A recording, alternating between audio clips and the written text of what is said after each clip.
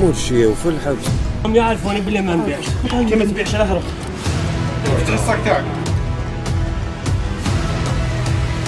يومية تقوم بها مصالح الدرك الوطني لمحاربة عصابات الأحياء، ترويج المخدرات، محاربة أوكار الجريمة، البحث عن الأشخاص المطلوبين من العدالة وغيرها من الجرائم.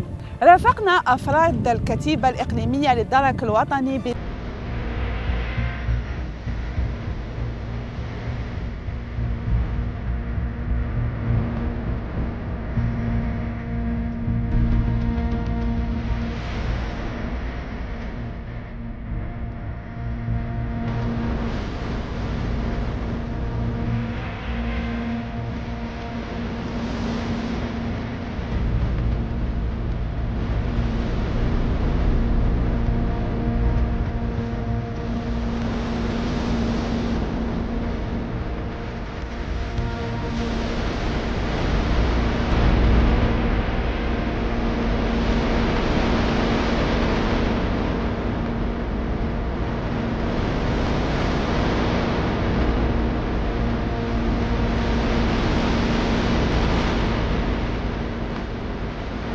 وفي الأخير خوتي وخواتاتي، مرحبا بكم في القناة. اشتركوا في القناة ليصلكم كل جديد.